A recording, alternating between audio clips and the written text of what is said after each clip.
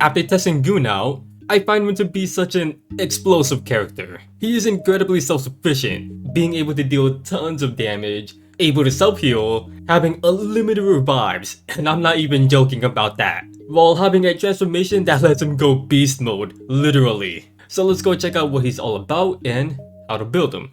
With his talent, he does more damage, and after battle, he recovers a certain amount of percentage based on his damage dealt.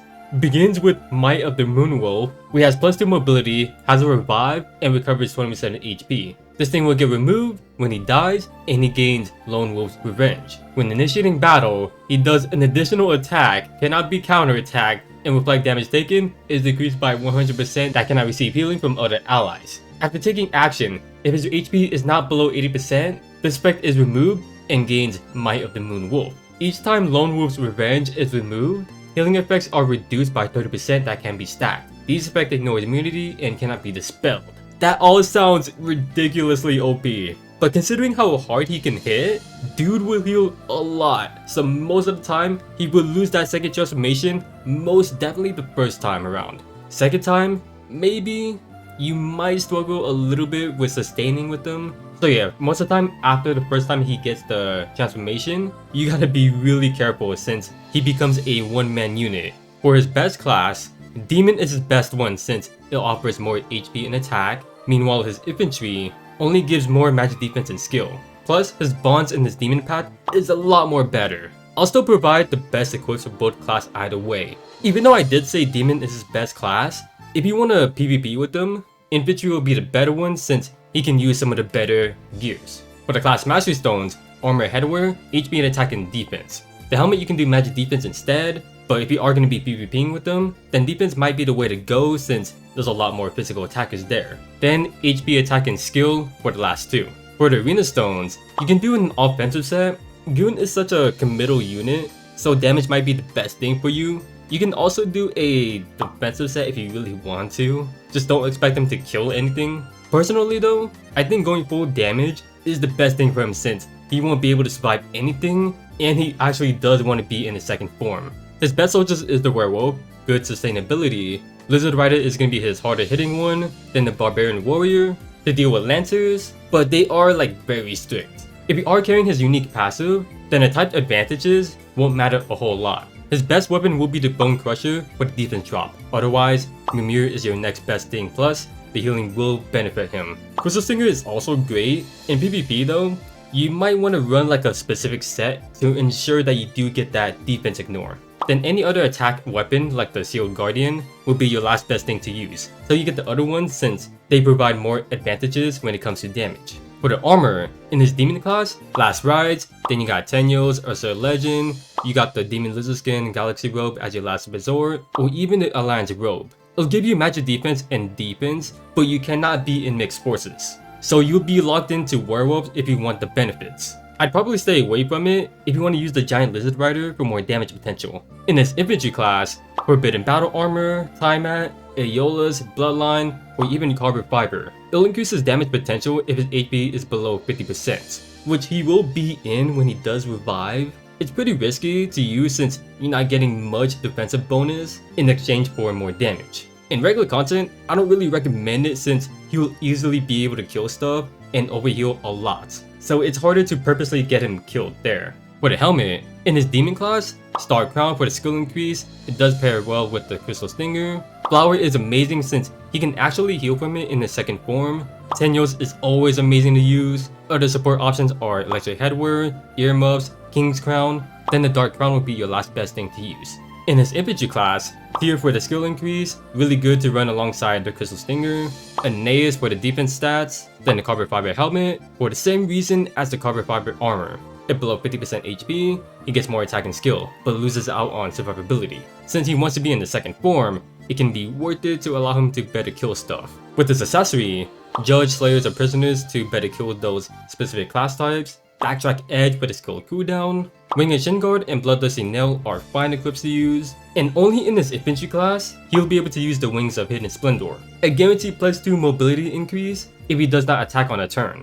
If you don't have that one, then Apex Boots is also another thing to use. If you are running Crystal Stinger, then Insidious Pendant for the extra 5% crit. Of course, in regular content, running just Crystal Stinger is fine. Blazing Sun will be huge with that Crystal Stinger set for tons of damage. Meteor is second behind that, then you got Breeze. Using Rupsy is okay too, but really only acceptable in regular content. As for the enchant stats, you want HP attack and defense, then HP attack and skill for the accessory. Like always, just mainly focus on getting tons of HP and attack. Alright, so hopefully you guys have an idea on how to build your goon. So to anyone who wants to see the first awakening stage or having trouble with it, we can go ahead and check it out. Alright, so for this stage, you're gonna be up against Roland, Namia, and then Hoffman. Now, skills that you want to use for your passive, you can use Defense Break to have an RNG chance of getting that defense lowered. Of course, if you are using the Bone Crusher, you don't really need it since it's guaranteed. But you can also run his unique passive just for the Terrain Master alone if you really need that defense bonus, so that you can easily move around in it. Otherwise, you can use something like this one if you do get into his second transformation. Then lastly, you can bring something like Roar for the attack and defense drop, and then his unique one for the stun. That also has like pretty good reach too. Sun Slash can be fine if you really need that extra healing. For the soldiers, the werewolf, and the barbarian warrior. Vampire Bat can also work if you really need that extra healing. To be honest, I think this is one of the more really easy one, mainly due to the revive. And once Goon gets into that second transformation, he can just really go all out. Roland does have AoEs that you want to watch out for, so may as well just attack him straight on. If you really need to stun him, then do it. Use the unique skill to stun him and then finish him off on the second turn if that does happen. Then on the second turn, if you still have his unique skill, you can legit just go up to Nemir and then stun her. And then on the second turn, you kill her. But if you're one of those that really needs to play it safe, just go all the way to the left or right for the defense bonus. It's going to take you some time. Even though it does look like that it should be the defense bonus, few of the blocks do not have it. So this one right here and the one pressure is on right now. So let me see, if I go up here, right there, defense bonus. And then Nemir does have the defense buff, which I'm just going to go ahead and dispel it with Roar. If you really need to stun, then go ahead and do so. But I'm pretty confident that Goon can just straight up kill her. And then with Hoffman, you can literally just do the same thing. Although I would stay away within like 3 blocks because of that AoE. I'm just going to go ahead and straight up attack him. Go with the stun first, just in case if he does survive because his defense is incredibly high. And then the forcing is to kill the shield, which I'm just going to go ahead and do so. It's not going to do anything to you. And then that's it. That was weird. I don't know why Hoffman didn't use the shield right away when he spawned it. Yeah, what that shield would have done was I think it would lower your offensive stats by like 10% or something. So yeah, that could kind of mess you up a little bit, but overall not a big deal. You can stun with them, he can revive. Gun has so much advantages that makes this so easy. And now here we are with this 3C. It has a 4-turn cooldown. The passive on it, when he does a normal attack, all skills cooldowns decrease by 1 turn after battle. It's a single target skill, dealing massive damage. Before battle, dispels 5 enemy buffs. After battle, he does fixed damage equal to 25% of HP loss and gains a command. All enemies within 2 blocks suffer reduced mobility according to the amount of HP lost. The lower the HP is, the more mobility they lose, up to 3. Enemies afflicted by this mobility reduction cannot guard that lasts for 2 turns. So yeah, considering this is a single target too, it is mostly effective on tanks. And I'm pretty sure even lowering the mobility by 1 will give up that kind of guard effect. But yeah, if they have like healers on the team, it could ruin your plan. And it's very risky for Guntoon since he wants to be really close to them too. Alright, so if you guys are curious, this is what his BC animation looks like. Alright, so with anyone new around here, normally I don't show off the second awakening stages unless they are like really difficult to do, which most cases they really aren't. You get 3 other allies that you can use and they're really reliable. You do get carried hard by the characters that they give you. Alright, so with that being said, let's go right on into his showcase. Alright, so here we are. We are going to take a look at everything that Gun has to offer. So with this talent, he does more damage and heals after battle based on his damage dealt. He starts off with Might of the Moonwolf at the start. It gives him +2 mobility and revive. So when that happens, whenever he revives, it gets removed and is replaced with Lone's Wolf Revenge. When initiating battle, he does a double attack, cannot be counterattacked, and reflect damage taken is decreased by 100%. He cannot be healed from other allies, and after taking action, if he's not below 80% HP, this effect is removed and he gets Might of the Moonwolf back. Each time Lone Wolf's Revenge is removed, healing effects are reduced by 30% that can be stacked. These effects ignores immunity and cannot be dispelled. So damage healing is pretty simple. You know, you've seen it a lot when it comes to other different characters. Just attack and then you do a fixed amount of healing based on whatever number of damage that he does. And you can see the insane mobility that he has, including the mobility buff. And so if Gunn dies, he gets revived, but then he gets into his second transformation, Loans with Revenge. This is where his real potential lies. So in this form, he does lose out on the extra 2 mobility, which is the sucky part about it, but he can deal stupid damage. Because if you do check the buff on him, you can see everything that we just talked about. And if we turn on animation, we can really see what that's all about. Gunn may be very fragile. You don't really have to be afraid that much when approaching because he's going to be always attacking very safe. You don't always have to worry about trading kills. Let's say Gunn healed a ton right there, and then he lost the second transformation, and he got Might of the Moonwolf back with everything that you see, and with the debuff that reduces healing effect, that is permanent by the way. So long as Gunn has Might of the Moonwolf, he can revive as much as he wants. But there is a downside to that, as some of you guys might be able to tell. He does get punished quite a bit due to that healing effect reduction. Yes, that second transformation is incredibly OP, but you don't always want to purposely get him to that state, because it becomes really hard for Gunn to stay alive. If you can get a tank to help him out, great. But what happens if he gets AoE'd? He just gets killed. So even attacking Liana, you can see that his healing wasn't all that bad. So Gunn is looking pretty healthy, 90%, so I'm just going to go ahead and end his turn. Should be able to lose that second transformation, and now he's at that 60% healing reduction. So yeah, once more we do get him in that transformation, and then I'm just gonna go ahead and use a skill to see how much damage we can do. Kill Liana, and you can see that he barely only healed like what, half of his HP by doing that amount of insane damage. Just imagine what 3 stacks can get you to. So right now he has 3 stacks, so that's a 90% healing reduction. And so I'm going to go ahead and attack Hein using a skill to try to max out the damage that Gunn can do. Then a kill that was like 32k.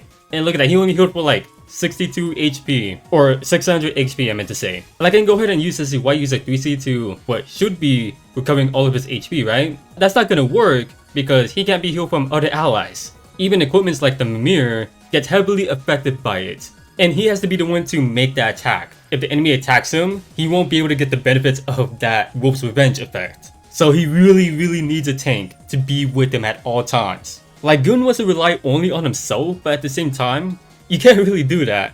Now something that you always want to be reminded of, even though he has the healing reduction, if you have other side healers with them, whenever they heal Gunn, that debuff won't be affected by them. It's just only for whenever Gunn heals himself. So for one, I can have Sissy White use a regular heal skill on Gunn, and she can still heal quite a lot, despite Gunn having a 60% healing reduction. So yeah, you might want to just remember something like that. Alright, so now if we do check out his unique skills, he's got a pretty good one, see? As a passive, when having Might of the Moonwolf, he gets Terrain Master. If he has Wolf's Revenge, he ignores class types. So yeah, if we can check out his insane mobility, you can see that he doesn't really have any trouble passing by these terrains. And now in his second transformation, you can see that he doesn't have that weakness policy against Liana, who is all holy. Whereas the first time if you go back, it would have told you, hey, you're weak against this enemy. And just like how he loses his mobility in his first transformation, he will also lose the Terrain Master ability. One of his unique skills is an AoE. It teleports him to any selected location that attacks enemies within 2 blocks, that disables the armor effects for 2 turns. But in regular content, it'll be defense by 25%. This skill will heal 20% of HP for each enemy hit up to 60%. So we check out the range right now, you see that it reaches 3 blocks around him, and if you check out the skill location, it has a 2 block span. So we'll go ahead and use the skill. He teleports, does that little swiping animation, and you will see the defense drop. But in PvP, it'll be armor disabled. So yeah, you are going to be healing quite the chunk of HP, but normally it's definitely not worth it since he's mostly a single target attacker. But you do get more work from his single target unique skill. The skill will also teleport him when he selects an enemy within 4 blocks in a straight line. If there are no other enemies within 1 block of the target, then enemy is stunned 1 turn before the battle. So yeah, much more valuable, and it has a really good reach. Combine that with his insane mobility too, it's going to be insane. And then finally with this 3C, the passive on it, when entering battle with a normal attack, all skills cooldown is decreased by 1 turn after battle. It's a single target before battle, dispels 5 enemies buff. After battle, he does fixed damage equal to 25% of HP loss, and gains a command where all enemies within 2 blocks suffer reduced mobility according to the amount of HP loss. The lower the HP is, the more mobility they lose, up to 3. Enemies afflicted by this mobility reduction cannot guard, and this command lasts for 2 turns. So let's go ahead and use it on Sherry.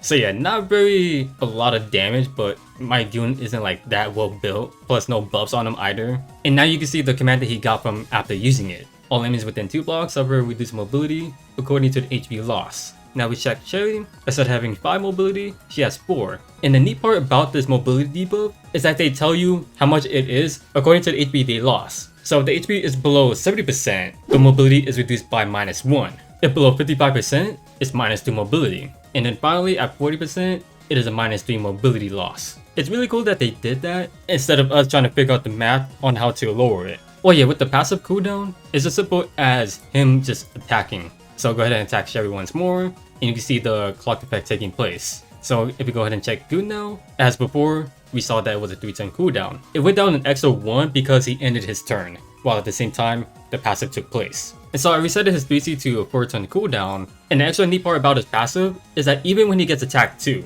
that passive will trigger, but it's only whenever he gets melee attacked. So right now Gunn is on a 3-turn cooldown on his AoE, and if he gets range attack, it will not trigger. So it's only when Gunn is able to attack, because when you get a counter attack, you're just going to do a normal basic attack against an enemy. And before we end things off here, let's see the insane amount of damage that Gunn can do. So using his 3C in his second transformation, he's going to hit really hard. He's going to be able to dispel and do some crazy damage.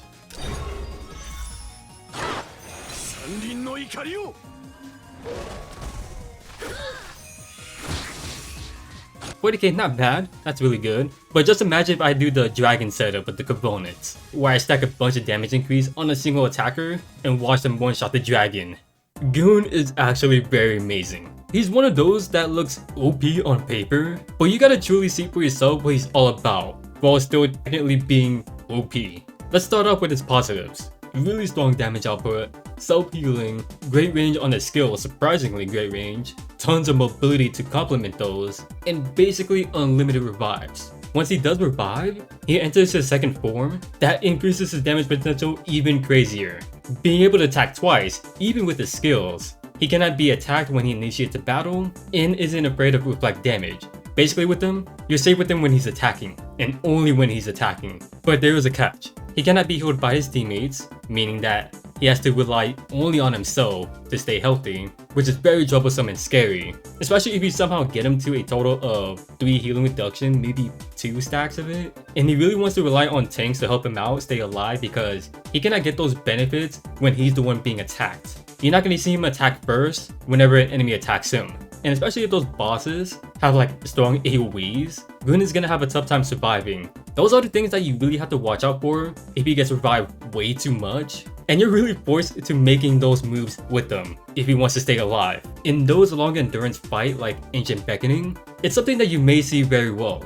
But if you're just doing any normal stuff like Time Rip, you may not even see him revive at all, since he can do so much damage, meaning tons of healing for him. This character is mostly good, while only really being bad the longer the fight goes on, if he cannot take any more damage. And considering how fragile Gunn can be, that might be likely. The only reason that I can maybe see this character not ever be used, mostly in PvP, it's really difficult to make full use of his potential at times. You feel like that you want him in his second form, but how long does that truly last, and how many times that you can actually get him there? If people see that the character can be revived, they may not even bother with him at all, unless they know they can 2-tap. It's a situation for him that it feels like that he really needs to be in order to perform exceptionally, which makes it feel kinda underwhelming. Alright, so that was Gunn's showcase. In regular content, you don't ever really have to worry about losing him. All you gotta do is buff him up and watch him go crazy. He can be your best attacker for a while due to how self-sufficient he is. In PvP, it's just really hard to make full use of him. He also won't be able to tank stuff, which is actually purposely done in order to get him to revive into that second transformation. I honestly think that Gunn can work, but it's just so incredibly tough to truly pull it off and see what he's really made of. I know this character has huge potential to be very good, but that's all I got for you guys. Feel free to let me know down in the comments how you guys feel about Gunn, or if there was something that I may have missed, or if there's anything else that you guys would like to add more about him. So yeah, thanks for watching. Your fellow Z.